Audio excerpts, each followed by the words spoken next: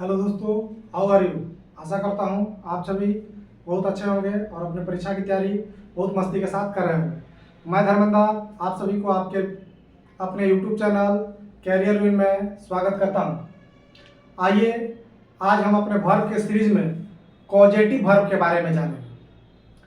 Causative verb कब use कब किया जाता है, कॉजेटिव वर्ब क्या होता है, इस पर किस प्रकार के एरर आपके परीक्षा में आते हैं, इन सारी चीज़ों को हम इस क्लास में सीखेंगे। आइए सबसे पहले जानते हैं कॉजेटिव वर्ब आखिर होते कौन। तो वह वर्ब जिसका उपयोग करके सब्जेक्ट खुद काम नहीं करे, किसी दूसरे से काम करवाए। जैसे मैं कोई चीज मैं कहता हूँ, मैं अपना बाल कटवाया, मैंने अपना बाल कटवाया, तो यहाँ बाल मैं खुद नहीं काटा, हजाम ने नाई ने बार्बर ने मेरा बाल काटा। चाहे मैं अपना कपड़ा सिलवाया, तो कपड़ा मैं खुद सिला हूँ कि दर्जी से सिलवाया, या मैंने घर की सफाई करवाई, तो यहाँ घर की सफाई मैं खुद नहीं की है, किसी और से करवाया। तो जब सब्जेक्ट जो है खुद काम नहीं करे बल्कि किसी और से काम करवाए, जब आपको ऐसा ट्रांसलेशन बनाना हो जिसमें खुद सब्जेक्ट काम नहीं करता हो, आप काम नहीं करते हो, किसी और से करवाते हो। जैसे मैंने अपना घर के पेंटर से रंगवाया, जब मैंने अपना घर रंगवाना का समझ रहे, पेंट कराया, तो मैं खुद नहीं कर रहा हूँ, पेंटर ने पेंट किया। तो यहाँ किसी और से जब काम करवाने का बात हो, ठीक है, तो उस पर वहां जिस वर्ब का यूज किया जाता है उसको बोलते हैं causative verb. Clear. Causative verb का यूज क्या किया जाता है कि जब सब्जेक्ट खुद काम नहीं करता है बल्कि किसी और से काम करवाता है, तब कॉजेटिव वर्ब का यूज किया जाता है। ऐसे कॉजेटिव वर्ब में मुख्य कौन कौन से हैं? हैव, गेट और मेक, तीन जो है मेन कॉजेटिव वर्ब है, जिससे जुड़े हुए क्वेश्चन भी आपके परीक्षा में आते हैं और आपको बहुत सारे हिंदी वाक्य बोलने में, ट्रांसलेशन बनाने में भी सुविधा होगी। कहीं लिखा रहेगा तो आप उसका सही अर्थ जान पाइएगा, तो दोनों चीज में फायदा करेगा, परीक्षा में फायदा करेगा और सामान्य जीवन में भी फायदा करेगा। तो तीन मुख्य कॉजेटिव वर्ब हैं, हैव, गेट और मेक। आइए हम एक एक करके तीनों का सीखते हैं कि हैव, तीनों का यूज किसी और से काम करवाने के लिए होगा, मीनिंग सेम लिख लेगा लेकिन सेंटेंस का स्ट्रक्चर अलग अलग होता है। हैव का यूज करेंगे तो सेंटेंस का स्ट्रक्चर होगा, अलग होगा। गेट का यूज करेंगे तो सेंटेंस का स्ट्रक्चर अलग होगा। मेक का यूज करेंगे तो सेंटेंस का स्ट्रक्चर अलग होगा। भले तीनों का मीनिंग सेम ही निकलता है, यहाँ तीनों का यूज करके आप सब्जेक्ट खुद काम नहीं करेगा, किसी और से करवाएगा, ठीक है ना। तो मीनिंग हिंदी सेम ही होगा, लेकिन इनका यूज कीजिएगा तो सेंटेंस का स्ट्रक्चर कुछ और होगा। हैव का यूज कीजिएगा तो, गेट का यूज कीजिएगा तो सेंटेंस का स्ट्रक्चर कुछ और होगा, और मेक का यूज कीजिएगा तो सेंटेंस का स्ट्रक्चर कुछ और होगा। आइए सबसे पहला हम हैव जानते हैं कि हैव से हम किस प्रकार से बनाएंगे, उसमें सेंटेंस का स्ट्रक्चर क्या होगा। तो जब हैव का यूज आप पॉजिटिव वर्ब के रूप में करें, उसका सेंटेंस का स्ट्रक्चर होता है, सब्जेक्ट लिखिएगा, उसके बाद हैव। तो अब अगर प्रेजेंट इंडेफिनिट है तब उसमें तो हैज हैव हो गया, या पास्ट है तो हैड हो गया, फ्यूचर है तो यहाँ यानी हैव का जो भी फॉर्म होता है ना, प्रेजेंट, पास्ट, फ्यूचर का जो भी फॉर्म होता है, फ्यूचर है तो विल हैव, शैल है, तो जो यहाँ होगा ना हैव का जो फॉर्म होगा वो लिखना है, ठीक है ना। हैज हैव, हैड या विल हैव, शैल है, जो इसका फॉर्म होता है हैव, यानी केवल हैव ही नहीं, सब्जेक्ट के हिसाब से और टेंस के हिसाब से ये चेंज होगा, ठीक है ना, हैव। उसके बाद जो इसमें डूअर होगा, माने जिससे आप काम करवा रहे हो, मान लिया आप किसी से काम करवा रहे हैं, जैसे मैं नाई से अपना बाल कटवाया था, यहाँ पे बाल कौन काट रहा है? नाई काट रहा है, तो डूअर कोई है ना, जो डूअर होगा वो। उसके बाद V1 लिखा, केवल वर्ब, जो वर्ब जो करवा रहे हैं, जो काम करवा रहे हैं वो काम, और उसका ऑब्जेक्ट। क्लियर। तो देखिए जैसे इस सेंटेंस है, इस पे आपका क्लियर हो जाएगा कि इसको कैसे बनाएंगे। जैसे यहाँ पे देखिए, मैं अपना कार नौकर से साफ करवाता हूं, मैं अपना कार नौकर से साफ करवाता हूं, तो यहाँ पर सब्जेक्ट क्या हो गया? आई। अभी प्रेजेंट रिपीट ऐसे तो हैव का ही फॉर्म रह जाएगा, हैज है तो हैव, आई के साथ हैव लगता है, ठीक है, आई हैव। उसके बाद क्या लग रहा है? डूअर, यानी कौन किससे काम करवा रहा हूं, कौन काम कर रहा है भाई? यहाँ पर नौकर काम कर रहा है, डूअर ये है ना, कौन साफ कर रहा है? नौकर साफ कर रहा है। यहाँ पे साफ करने का काम कौन कर रहा है? नौकर कर रहा है ना। तो लिखना आई है, उसके बाद नौकर लिखना I have servant, I have the servant,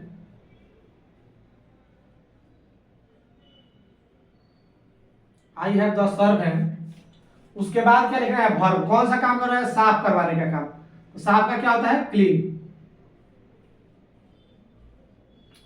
केवल V1 लिखिएगा, आगे 2 को कुछ मत लगेगा। I have the servant clean, ठीक है। और क्या क्लीन करवाता हूं? अपना काम। ऑब्जेक्ट यानी वर्ब का, इस वर्ब का ऑब्जेक्ट। किसका ऑब्जेक्ट? जो काम हो रहा है उसका ऑब्जेक्ट। तो क्या साफ करवाता हूं भाई? तो अपना कार। तो अपना कार के लिए क्या होगा? My car. क्लियर? इस सेंटेंस क्या है? I have the servant clean my car. मैं अपना कार नौकर से साफ करवाता हूं, ठीक है ना। ये हुआ। अब देखिए, ये तो एक्टिव सेंटेंस हो गया। अगर इसका स्ट्रक्चर देखा जाए तो एक्टिव वॉइस है, जो नॉर्मल सेंटेंस होता है एक्टिव वॉइस। लेकिन जब इसी का पैसिव बनाकर लिखा रहता है ना, तो देखिए इसका पैसिव यही जान लीजिए कैसे बनेगा। वॉइस में भी आपको जब हम वॉइस पढ़ाएंगे उस वक्त भी बताएंगे, लेकिन यहां पर भी जान लीजिए कि इसका पैसिव बनाएंगे कैसे। इसका पैसिव वॉइस देखिए ऐसे बनता है। आगे वाला यहां तक सेम रहेगा, ई चेंज होता है, यहां चेंज होगा। ये डूअर चेंज होता है, ये जो डूअर है ये डूअर, ये वर्ब चेंज होता है, और यहां पे आपका जो इसका ऑब्जेक्ट है वो चेंज होता है। ई वाला सेम रहता है इसमें, ठीक है ना। देखिए इसका पैसिव वॉइस ऐसे बनता है। आई, पैसिव में ऐसे लिखा रहेगा आई हैव, आगे वाला को चेंज नहीं करना। आई हैव, जो ऑब्जेक्ट है ना वो पहले आई हैव माई कार, ठीक है। और उसके बाद इस वर्ब को V3 में लिख देते हैं। तो क्लीन, क्या लिखेंगे? क्लीन, V3 लिखा है। अब यहाँ पे जो पैसिव वॉइस में क्या लिखा था? V3 clean. और उसके बाद इसको चाहे तो बाई के साथ लिख सकते हैं, बाई द सर्वेंट। बहुत बार जानते करते हैं कि वॉइस में आपको इसको लिखने का जरूरत नहीं रहता है, बाई वाला को छोड़ भी दिया जाता है। जब आपके दिमाग में क्लियर हो कि किससे साफ कराया है, अब मान लीजिए पेंट कराया तो पेंट किससे? पेंटर से ही कराएंगे, तो क्लियर आता है बाई द पेंटर लिखने की कोई जरूरत नहीं है। जैसे आप केस बाल कटवा रहे हैं तो भाई बार्बर से ही कटवाएंगे, तो बाई द बार्बर लिखने की जरूरत नहीं है। उसी प्रकार जब इसको लिखने की जरूरत नहीं हो तो नहीं भी लिख सकते हैं। क्लियर? तो इसका पैसिव वॉइस में ऐसे लिखा जाता है, I have my car clean. यहाँ पे V3 हो जाता है, क्या हो जाता है? V3। और इसको बाई से भी लिख सकते हैं, नहीं लिख सकते हैं। क्लियर? यहां से देखिए एक बात याद रखिएगा, आपको जैसे परीक्षा में जो कॉमन एरर आएगा, तो जब डूअर लिखा रहे ना, यहाँ पे हैव के साथ जब डूअर लिखा रहे तो यहाँ पे जो वर्ब लिखिएगा वो बिना टू वाला लिखिएगा, यानी V1 लिखिएगा। और जब डूअर नहीं यहाँ लिखा रहे, देखिए हैव लिखा है, यहाँ पे डूअर नहीं है, नॉन डूअर, इसको मान लीजिए नॉन डूअर। डूअर मतलब काम करने वाला है। देखिए यहाँ पे क्या है? सर्वेंट क्लीन करने का काम कौन कर रहा है? सर्वेंट कर रहा है। यहाँ पे क्लीन करने का काम कार थोड़े कर रहा है, बल्कि कार को तो क्लीन किया जा रहा है। तो जब भी यहाँ हैव के बाद नॉन डूअर है तो V3 लिखना है, और हैव के बाद जब डूअर है तो V1 लिखना है। क्लियर? आपके परीक्षा में कई बार क्या करता है ना, इस पे ही रहता है कि यहाँ पे V1 नहीं लिखे टू लगा के लिख देगा कि टू क्लीन लिख देगा, या यहाँ पे क्लीन नहीं लिखे खाली क्लीन लिख के दे देगा, तो ऐसे में एरर देता है। तो यहां से दो बात ध्यान रखना है। क्या दो बात है? कि जब हैव वाला पॉजिटिव वर्ब का यूज हो रहा हो, हैव लिखा हो और हैव के बाद डूअर लिखा हो, तो यहाँ पे केवल V1 लिखा जाता है, ठीक है। लेकिन हैव के बाद जब नॉन डूअर हो, यहाँ पे कार थोड़े क्लीन करने के इस वर्ब से देखिएगा कि डूअर पहचान है जो वर्ब है ना, तो क्लीन कौन क्लीन कर रहा है? यह काम कर, सर्वेंट ना काम कर रहा है, सर्वेंट क्लीन करके डूअर क्लीन कौन क्लीन कर रहा है? कार थोड़े क्लीन कर रहा है, नहीं तो नॉन डूअर होगा। तो जब नॉन डूअर रहेगा तो यहाँ पे V3 लिखा रहेगा। क्लियर? क्लियर हो गया? आइए इस पे आपको हम 2-4 परीक्षा में आए हुए कॉमन इरर करा देते हैं। आइए 3 क्वेश्चन कर लेते हैं जिससे आपका कंसेप्ट पूरा क्लियर हो जाए। Mr Khan had his student to do the work in time. Mr Khan had his student to do the work in time. यहाँ मतलब मिस्टर खान जो है वो अपने छात्रों से काम को समय पर समाप्त करवाए। मिस्टर खान क्या किए कि अपने छात्रों से समय पे काम समाप्त करवाए। भाई छात्र पर प्रेशर बनाए, उसको फोर्स किए कि नहीं भाई तुम लोग टाइम पर काम समाप्त करो, टाइम पर जो होमवर्क दिया गया है, जो काम दिया गया है उसको कंप्लीट करो। तो यहाँ पर देखिए क्या हो रहा है कि मिस्टर खान खुद काम नहीं कर रहे हैं, उसने क्या किया स्टूडेंट से काम समाप्त करवाया, काम पूरा करवाया टाइम पे। अब देखिए यहाँ पे हैड लिखा हुआ है, हैव का ही पास्ट फॉर्म में बोले पहले ही जो हैव है उसका पास्ट फ्यूचर फॉर्म लिख सकते हैं, विल हैव, शैल हैव, चाहे हैड। तो यहाँ पे हैड लिख दी। इसके बाद देखिए यहाँ पे जो लिखा गया है, इसके बाद यहाँ पे और उसके बाद क्या वर्ब है। तो जो वर्ब रहता है तो वर्ब से देखा जाता है कि डू, कौन काम कर रहा है, यहाँ पे स्टूडेंट काम कर रहा है, तो डूअर है कि नहीं, क्या है डूअर है, स्टूडेंट क्या है डूअर है। जब डूअर लिखा रहे तो बताया थे हैव, और उसके बाद जब डूअर लिखा रहे तो केवल V1 लिखते हैं, टू वाला नहीं लिखते, इन्फिनिटिव वाला टू के साथ वर्ब नहीं लिखते, बिना टू का वर्ब लिखते हैं। उसको अगर ग्रामर की भाषा में कहें तो बेयर इन्फिनिटिव, बिना टू वाला V1। यहाँ पे टू लगा दिया तो गलती कर दिया, यानी यहाँ पे टू डू नहीं रहेगा, केवल डू रहेगा। अब सही हो गया कि mister Khan had his student do the work in time. Mr Khan ने स्टूडेंट से क्या किया, टाइम पे काम समाप्त करवाया। क्लियर। तो ध्यान रखिएगा जब भी डूअर हैव हैड हैड लिखा है उसके बाद जो डूअर है और डूअर के बाद जब वर्ब लिखा है तो डूअर के बाद जो वर्ब लिखा है तो V1 फॉर्म में बिना टू का लिखिएगा, टू के लेकर भी एरर देता है। दूसरा देखिए, they will have this message send to everyone. वे लोग इस मैसेज को सभी लोगों के पास फॉरवर्ड कराए, भिजवाए। ये होता है कि कोई क्या कर रहा है, तो भाई मैसेज फॉरवर्ड करो, सब जगह भेजो भेजो, मैंने मैसेज भिजवा रहा। तो वे लोग क्या कर रहे हैं, इस मैसेज को सभी के पास क्या कर दिए, सेंड करवा दिए। अब यहाँ पे देखिए ये क्या है, सेंड करना, कौन सेंड कर रहा है, मैसेज थोड़े, मैसेज दिस मैसेज क्या है, डूअर है नॉन डूअर, ये थोड़े काम कर रहा है। सेंड करने का काम तो कोई और कर रहा होगा ना, ये किसी और से अपना काम करवा रहा है। तो यहाँ पे सेंड करने का काम ये नहीं कर रहा है, यहाँ पे डूअर नहीं लिखा है। तो जब डूअर नहीं लिखा रहेगा, यहाँ पे नॉन डूअर है, जब नॉन डूअर लिखा रहेगा ना, विल हैव शैल हैव के बाद नॉन डूअर, उसके बाद जब वर्ब लिखा है तो यहाँ पे क्या लिखा जाता है, V3 लिखा जाता है, आपकी V1 लिखा है, गलती है, सेंड नहीं सेंट होगा। क्लियर। कि जब भी यहाँ पे नॉन डूअर लिखा रहा है ना तब आपको V3 लिखना है, और जब डूअर लिखा है तो V1 लिखना है। क्लियर, यह बात ध्यान रखना है। जैसे यहाँ पे सी हैड सीवियर टूथ एक, उसके दांत में भाई बहुत तेज से दर्द है, उसके दांत में बहुत तेज से दर्द था, भाई बहुत तेज दर्द कर रहा था। सो सी डिसाइडेड, इसलिए उन्हें डिसाइड किया to have her teeth remove. अब देखिए यहाँ पे क्या कहेंगे, तो उसने डिसाइड किया कि भाई हम क्या करें, अपना दांत क्या करें, निकलवा देते। दांत खुद थोड़ा निकाल दिया भाई, उन्होंने डॉक्टर के पास गया होगा, डॉक्टर निकाला होगा। तो यहाँ पे काम खुद सब्जेक्ट नहीं करी, वह नहीं करी है, बल्कि वह किसी और से, डॉक्टर से अपना दांत निकलवा दी। तो यहाँ पे देखिए हैव का इस्तेमाल हुआ कि नहीं, दांत निकलवाएगा हैव। उसके बाद देखिए यहाँ पे जो लिखा रहता है और उसके बाद यहाँ वर्ब, तो जी वर्ब रिमूव, कौन रिमूव किया है, दांत थोड़े रिमूव किया है, यहाँ पर इसका ऑब्जेक्ट लिखा हुआ है। तो जब भी यहाँ पे नॉन डूअर लिखा रहा है ना, यानी नॉन डूअर बोलिए या उसका ऑब्जेक्ट बोल सकते हैं। बोले कि जब वर्ब के पहले नॉन डूअर लिखा रहा है तब यहाँ पे किस फॉर्म लिखा जाता है, वर्ब 3 लिखा जाता है। तो डी लगा के लिखा है, रिमूव, डी लगा के तब जाकर होगा, क्या होगा, रिमूव।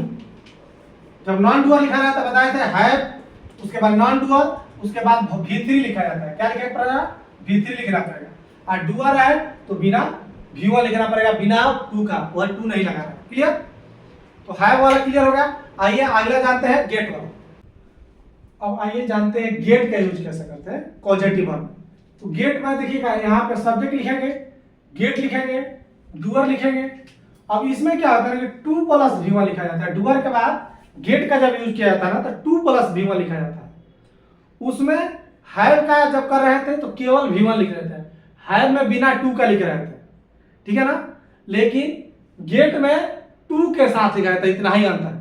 सेम सारा फंडा वही है, हैव के बाद बिना 2 का वर्ब आता था और गेट के बाद 2 वाला वर्ब रहेगा। इस बात को केवल ध्यान रखिएगा, हैव और गेट एकदम सिमिलर है, बस सिर्फ अंतर इतना ही है, इसमें 2 के बाद गेट के बाद 2 + V1 आ रहा है, उसमें हैव के बाद केवल V1 आ रहा था। जैसे आइए इसको बनाते हैं सेंटेंस को। कल मैं नाई से अपना बाल कटवाया। पास्ट का सेंटेंस है, यस्टरडे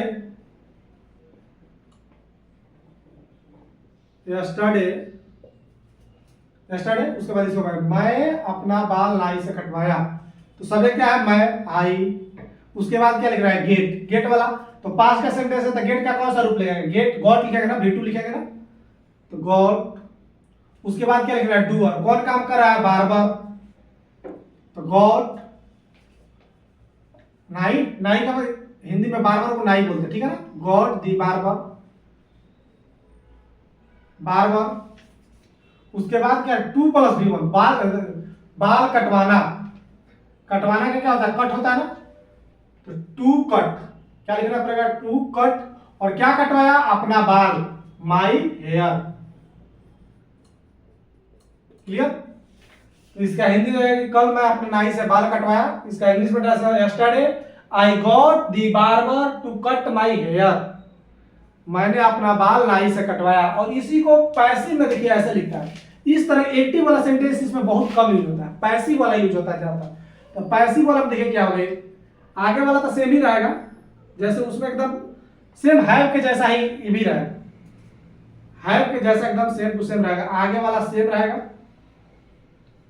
बदलता क्या है, यहां से ई आ जाएगा जो है ना, ऑब्जेक्ट इसका जो है वो पहले आ जाएगा, गॉट माई हेयर, ठीक है। उसके बाद जो वर्ब है ना, तो 2 + V1 है। यहाँ पे जैसे हैव में V3 आता था, यहाँ पर भी क्या आएगा, V3 आएगा। तो कट का तो सेम होता है, कट तो कट। उसके बाद बाय द बार्बर लिखने की कोई जरूरत नहीं, भाई केस बार्बर से ही कटवाया जाता है। तो यहाँ पे बाय द बार्बर लिखने की कोई जरूरत नहीं है, बाय द बार्बर लिखने की कोई जरूरत है ही नहीं, क्योंकि तो केस तो बार्बर से ही कटवाया जाता है। तो यही सेंटेंस देखने को मिलता है ज्यादातर पैसिव वाला, कि yesterday I got my hair cut, कल मैं अपना बाल कटवाया, कल मैं अपना बाल कटवाया। तो उसको आप yesterday I got my hair cut, V3 यहाँ पे लिखना। तो सेम टू सेम जब डूअर लिखा रहे यहाँ पे हैव वाला ही रूल है, पहला में जो नियम बताया वही हर एक जगह लगेगा। जब डूअर यहाँ लिखा रहा है, गॉट लिखा रहा है, डूअर लिखा रहा है, तो उसके बाद वर्ब क्या देना है, 2 + V1 देना है। जब गॉट के बाद नॉन डूअर लिखा रहा है तो कौन सा रूप देना है, वर्ब 3 देना है, ठीक है। क्लियर होगा सेंटेंस कि क्या करना है, कि जब डूअर आगे लिखा रहा है तो 2 + V1 लिखना है, जब नॉन डूअर आगे लिखा रहा है तो V3 लिखना है। क्लियर। इस पे आइए कुछ सेंटेंस कर लेते हैं। आइए जो कंसेप्ट बताया कि जब डूअर आगे लिखा रहा है गेट के बाद, तब क्या लिखना है, 2 + V1 लिखना है। जब नॉन डूअर आगे लिखा रहा है तो क्या लिखना है, V3 लिखना है। यह बात ध्यान रखिए, गेट के साथ क्या है कि जब डूअर लिखा रहा है तो 2 + V1 और नॉन डूअर लिखा रहा है तो V3। हैव के साथ केवल इतना अंतर था कि डूअर लिखा रहता तो बिना 2 का V1 लिखते थे, और नॉन डूअर लिखा रहा है तो वहां पर V3 लिखते थे। तो काफी समानता है, थोड़ा सा अंतर है केवल 2 वाला। क्लियर। तो हैव गेट। आइए इस पे कुछ क्वेश्चन हम लोग कर लेते हैं। The man got his friend do his work. आदमी ने अपना काम अपने दोस्तों से करवाया। अब यहां पे देखिए गेट वाला लिखा है गॉट, उसके बाद देखिए यहां पे ई और वर्ब यहां पे लिखा है। यहां पे जो वर्ब लिखा है, वर्ब का डू का कौन काम कर रहा है, यही ना डूअर है, कौन काम कर रहा है, तो यह है डूअर, हिज फ्रेंड। जब डूअर आगे लिखा रहता है तो बताया था कि जब डूअर आगे लिखा रहा है तो केवल V1 नहीं लिखना है, 2 के साथ V1 लिखना है। तो डू गलत है, टू डू लिखना पड़ेगा, टू डू। सेंटेंस का स्ट्रक्चर है the man got his brain to do his work. क्या लिखना पड़ेगा? To do.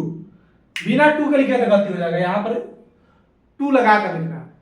हैव के साथ बिना टू का लिखना है, गॉट के साथ टू लगा कर लिखना है। पैसिव तो सेम ही है, वहां पर भी V3 था, यहां पर भी 3 है, लेकिन गेट में टू के साथ लिखना है, डूअर लिखा रहा है तो, और हैव में बिना टू के लिखना है। ध्यान रखिएगा। जैसे यहां पर देखिए the man got his work do. अब यहां पर देखिए वर्ब लिखा है, कौन काम कर रहा है? यहां पे जो वर्ब लिखा है तो वर्ब को करने वाला ये थोड़ा है जी, हिज वर्क थोड़ा करने वाला है, डूअर ये नहीं ना, ये नॉन डूअर आगे लिखा हुआ है। क्या लिखा है? नॉन डूअर लिखा हुआ है, डूअर नहीं लिखा हुआ है। तो बताए थे कि जब नॉन डूअर लिखा रहा है तब यहाँ पे क्या लिखना है? V3 में लिख रहा है तो क्या लिखना पड़ेगा? डॉन लिखना पड़ेगा। जो डू लिख दिया है गलती है, डॉन लिखना पड़ेगा। क्लियर? यहां पर we should get our house painted on Diwali. हम लोगों को अपना घर दिवाली पे पेंट कराना चाहिए। हम लोग अपना घर दिवाली पर पेंट करवाएंगे। We shall get our house paint on Diwali. हम लोग अपना घर दिवाली पे पेंट करवाएंगे, मैंने दिवाली के समय हम लोग अपना घर पेंट करवाएंगे। अब यहाँ पे देखिए गेट लिखा है, गेट के बाद ये देखिए उसके बाद वर्ब लिखा है। देखिए वर्ब लिखा है, वर्ब के पहले क्या लिखा है? डूअर या non doer? Our house doer नहीं है, यह काम करने वाला है, नहीं है, ये नॉन डूअर लिखा है यहाँ पे। जब नॉन डूअर लिखा रहा है तब यहाँ पे V3 लिखा रहता है, V3 लिखा है, हाँ क्लियर, यानी नो। जब आगे गेट के बाद नॉन डूअर लिखा रहा है तब जो वर्ब लिख रहा है तो V3 लिखना है, और डूअर लिखा रहा है, डूअर लिखा रहा है तब 2 + V1 लिखना है। क्लियर? आइए मेक का भी जान लेते हैं। आइए हम लोग अपना लास्ट मेक वाला यूज जान लेते हैं कि मेक का स्ट्रक्चर कैसे होता है। जब मेक का यूज पॉजिटिव वर्ब के रूप में किया जाता है, सब्जेक्ट मेक डूअर, उसके बाद यहाँ पर भी हैव के जैसे V1 रहेगा। जैसे हैव में V1 आता था वैसा ही यहाँ पर केवल V1 रहेगा। गेट के साथ 2 V1 आता था, 2 + V1, और हैव और मेक के साथ केवल V1 आता है, यह बात ध्यान रखना है। और उसके बाद ऑब्जेक्ट। अब देखिए उसी में शिक्षक छात्र से फिर से उत्तर दिलवाए। शिक्षक ने लगा सकते हैं यहाँ पे, शिक्षक ने छात्र से फिर से उत्तर दिलवाए। शिक्षक ने छात्र से क्या दिया? फिर से उत्तर दिलवाया कि भाई नहीं फिर से उत्तर दो, नहीं कहते हैं कि अगेन भाई फिर से उत्तर दो, इसका अभी पूरा बढ़िया से सही नहीं है। यहाँ पे शिक्षक उत्तर नहीं दे रहा, यहाँ पे छात्र उत्तर दे रहा है ना। यहाँ पे क्या शिक्षक क्या कर रहा है? छात्र से उत्तर दिलवा रहा है। शिक्षक खुद काम नहीं कर रहा है, काम कौन कर रहा है? छात्र। ठीक है ना? तो यहाँ पे दूसरे से काम करवा रहा है, छात्र से काम कर रहा है। कौन? शिक्षक क्या कर रहा है? छात्र से उत्तर दिलवा रहा है। तो पहले शब्द लिखिएगा शिक्षक, तो द टीचर। जब भी कोई नाउन सिंगुलर नाउन हो तो उसके पहले कोई आर्टिकल लिखिएगा, ए एंड द में सकता। टीचर है, सिंगुलर है तो कोई ना कोई इसलिए द लगा है। The teacher. पास्ट में दिलवाए, पास्ट में तो मेक का क्या लिखना पड़ेगा? Made, made. उसके बाद डूअर, कौन उत्तर दे रहा है? छात्र, द स्टूडेंट।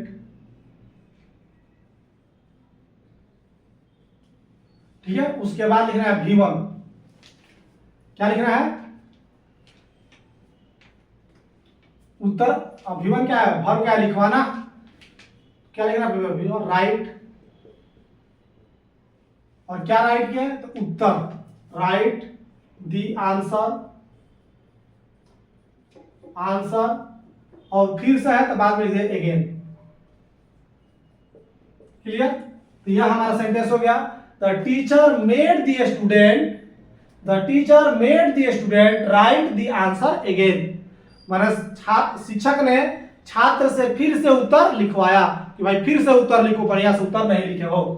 तो इसमें क्या बात कर रहा है कि मेक रहेगा, उसके बाद अगर डूअर आएगा ना तो V1 लिखना है। क्या लिखना है? V1 बिना टू का। क्या लिखना है? बिना टू का। इसका पैसिव कैसा बनता है? इसका पैसिव थोड़ा सा अलग बनता है, मुख्तलिफ बनता है, थोड़ा सा इसको ध्यान रखना है। ठीक है ना? तो आपका क्लियर हो जाएगा बातें। ऐसे आपके परीक्षा में पैसिव नहीं, इसी से क्वेश्चन आते हैं कि जो मेड लिखा रहेगा तो मेड के बाद जब डूअर लिखा रहता है तो यहाँ पे बिना टू वाला वर्ब लिखा है, बार बार टू वाला वर्ब देकर इधर देता है। तो आपको बिना टू वाला वर्ब लिखना है, यह तो बात ध्यान रखना है। लेकिन इसका पैसिव भी जान लीजिए, पैसिव कैसे बनता है, तो द स्टूडेंट को यहां से द स्टूडेंट आगे आ जाएगा, द स्टूडेंट,